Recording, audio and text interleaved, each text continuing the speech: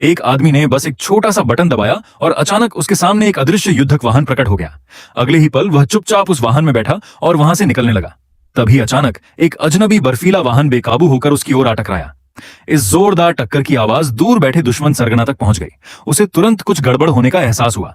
उसने बिना देर किए अपने आदमियों को उस व्यक्ति को रोकने का आदेश दिया और खुद भी अपनी युद्धक गाड़ी में बैठकर थर्मल ट्रैकिंग सिस्टम चालू कर दिया। थर्मल कैमरे की नजर में आदमी का अदृश्य वाहन साफ दिखाई देने लगा। दुश्मन ने तुरंत हथियार सक्रिय किए और उस पर भीषण गोलाबारी शुरू कर दी। लगातार हमलों से वाहन की अदृश्य परत नष्ट हो गई और उसका असली रूप सामने आ गया। इसके बाद दोनों वाहनों के बीच बर्फीले मैदान में जबरदस्त पीछा शुरू हो गया।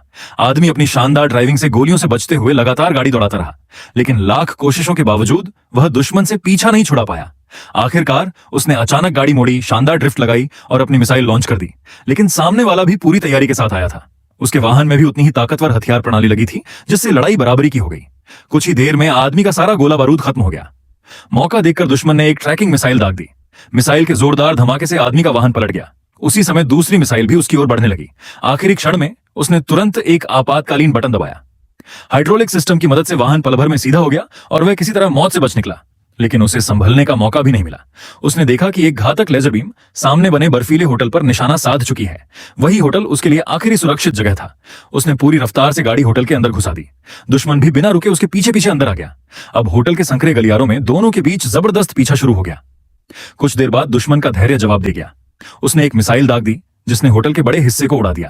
पूरा होटल ढहने लगा और विशाल बर्फ के टुकड़ों ने रास्ता बंद कर दिया। आदमी पूरी तरह फंस चुका था। तभी दुश्मन के वाहन के आगे से एक विशाल लोहे का भाला निकल आया और वह पूरी रफ्तार से उसे कुचलने दौड़ा। लेकिन ठीक उसी समय आदमी का वाहन फिर से अदृश्य हो गया।